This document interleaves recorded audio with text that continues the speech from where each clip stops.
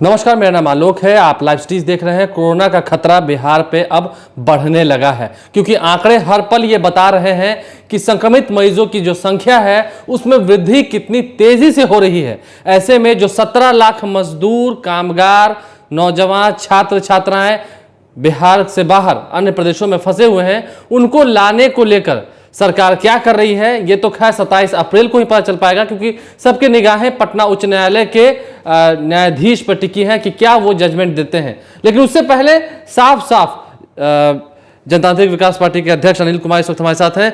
आप कह रहे हैं, बार बार इल्जाम लगा रहे हैं, कह रहे हैं कि सरकार कुछ नहीं करी है, कैसे कह सकते हैं ये?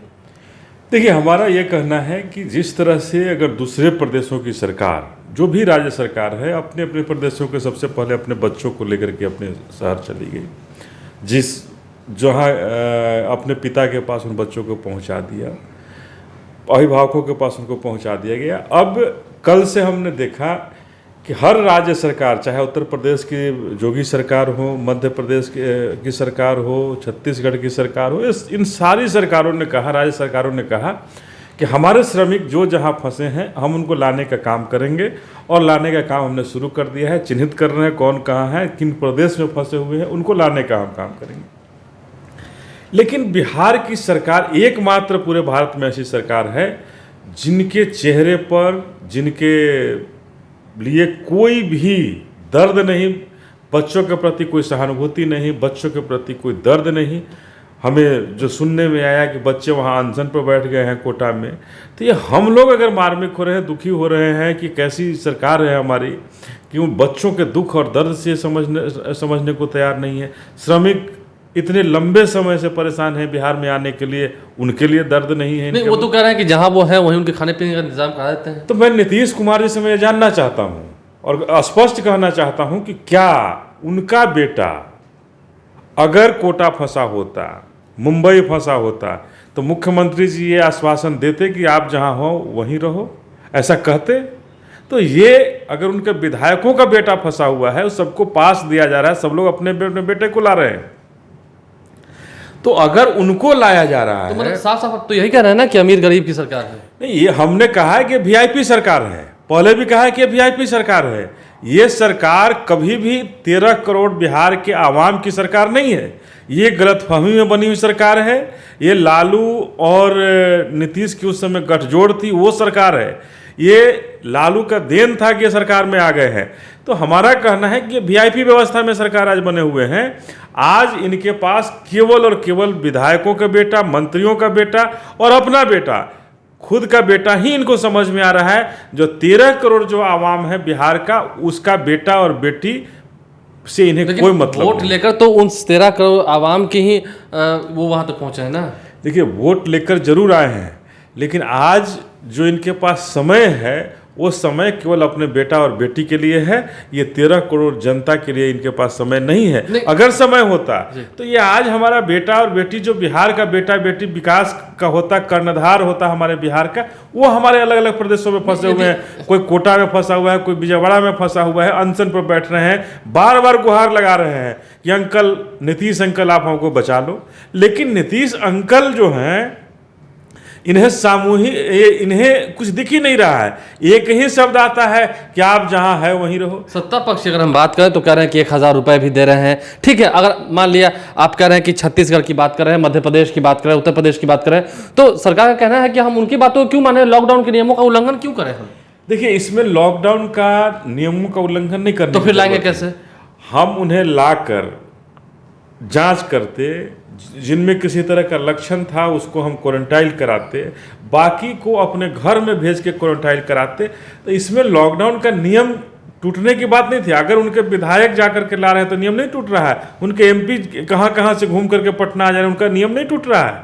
तो ये लॉकडाउन का नियम तोड़ने का एक बहाना ले रहे हैं, ये बहानेबाजी कर रहे हैं कि हम इन बहाने से सरकार को बचा लें। लेकिन ये सरकार बहाने से नहीं बचने की ज़रूरत है, बचाने की ज़रूरत नहीं है। यहाँ समझने की ज़रूरत है कि हमारी सरकार जो है, ये लोगों को लाने के बजाय वहीं रखने के लिए प्रयत्नशील है कि आप वहीं रहो, आप बिहार आपके लिए, आपके हित में। बिहार की सरकार कभी बिहारियों को भुला दिया, बिसरा दिया। बिहार को बिल्कुल बिहारियों को भुला करके, भटका करके ये रखना चाहते हैं। तो देखिए, हमें जो लगता है कि ये जो स्वास्थ्य सेवाएं हैं, जो हम लोग यहाँ जो देख रहे हैं कि क्वारंटाइन सेंटर इन्होंने जो बनाया है, जो अस्पताल के हालात है बद से बदतर है, तो नीतीश जी को स्पष्ट कहना चाहिए कि हमारे पास जो अस्पताल की व्यवस्था है, स्वास्थ्य सेवाएं जो है चरमराई हुई है, स्वास्थ्य सेवाएं नहीं है, जिसके वजह से हम चाहते हैं कि हमारे बच्चे राजस्थान में हैं, हमारी बच्चियां अगर विजयवाड़ा में फंसी हुई हैं, हमारे श्रमिक भाई अगर महाराष्ट्र में फंसे हुए हैं, गुजरात में फंसे हुए, तो वहाँ की सरकार की जवाबदेही होगी कि वो उसकी स्वास्थ्य सेवाएं दे। बिहार की सरकार स्वास्थ्य सेवाएं नहीं देना चाहती है, इसके पास क्षमता नहीं है। स्वास्थ्य सेवा यहाँ पर कहा जा रहा है कि अगर हम बिहार की बात करें तो बिहार में काफ़ी सारे पीपीई किट हैं, वेंटिलेटर्स का इंतजाम किया है, बेड का इंतजाम किया है, आइसोलेशन सेंटर तक बहुत जगह पर बना दिया है। यही हम लाइव सिटी से आप आलोक जी बात कर रहे हैं, बता रहे हैं हमें कि पीपीई किट और आइसोलेशन सेंटर सारा कुछ बना हुआ है, तो फिर क्यों दर्द हो रहा है? फिर लाने में इतनी प्रॉब्लम क्यों है? क्या प्रॉब्लम तो इसका है? मतलब आप ये कहेंगे तो ये आंकड़े झूठे हैं? हम पूरे के पूरे जो डॉक्टरों से भी हम लोग मिले हुए हैं, हमेशा जुड़े हुए रहते हैं, बात करते हैं, तो डॉक्टर तो अभी भी त्राहिमाम संदेश में है कि हमें पीपीई किट नहीं मिल रहा है। तो मतलब आंकड़े झूठे पेश करेंगे? आंकड़े झूठे हैं। वेंटिलेटर कहाँ से ये कर देंगे? कहीं नहीं है। ये केवल और केवल मीडिया को बरगलाने को और बिहार को बरगलाने में लगे हुए हैं, झूठ बोलने में लगे हुए हैं। सरकार बुरी तरह से इस महामारी से, वैश्विक महामारी से निपटने में नाकाम है, नाकाम साबित होगी। इस वजह से अपनी वीआईपी कल्चर को मजबूत करते हुए, राजशाही को मजबूत करते हुए, प्रजातंत्र को बिल्कुल नीचे ढकेलते हुए, प्रजातंत्र को मारते हुए, राजतंत्र हावी करते हुए ये सरकार चला रहे हैं। और जो हमारे 13 करोड़ आवाम है बिहार में, उसे ये राम भरोसे छोड़ना चाहते हैं। ये राम के नाम पर चलाने वाले सरकार है। सवाल ये भी खड़े हो रहे हैं, विपक्ष भी सवाल खड़ा कर रहा है कि इतने पैसा गया मुख्यमंत्री राहत कोष में, विधायकों ने फंड दिया, सभी ने फंड दिया, पैसा इस्तेमाल कहाँ हो रहा है? ये तो पूछने का आप पूछ सकते हैं, मुख्यमंत्री जी निकलते ही नहीं है अभी। नहीं मुख्यमंत्री से पूछेंगे, उन सरकार चलाने वाले लोगों से पूछेंगे। लेकिन हमने तो पहले भी कहा था कि आपदा प्रबंधन यहाँ जो बिहार में बटा हुआ है, बिहार में जो आपका जो आपदा प्रबंधन है, ये आपदा प्रबंधन नहीं है, ये लूट का प्रबंधन है। ये पूरा का पूरा लूटने का विधि बनाते हैं लोग, नियम बनाते हैं कि बिहार का आपदा प्रबंधन कैसे लूटेंगे और कैसे लूट करके अपने मंत्रियों का घर, अपने सरकार का घर और अपना घर कैसे भरेंगे। जनता भूखी है, नंगी है, भूखी और नंगी रहे, हमें उससे कोई मतलब नहीं है।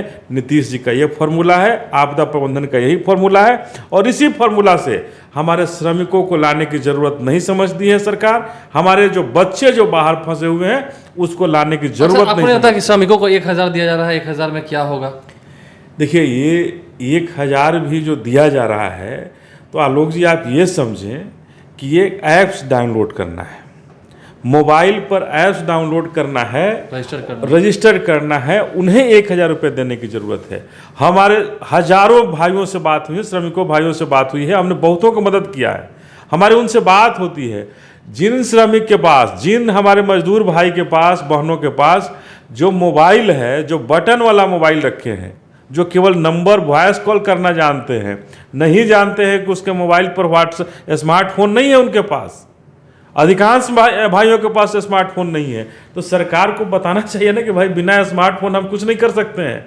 तो ये हम अगर साक्षर होते, हमारे भाई सब साक्षर होता, तो मजदूर का काम करने की जरूरत तो हम नहीं समझते उन्हें करने की जरूरत थी।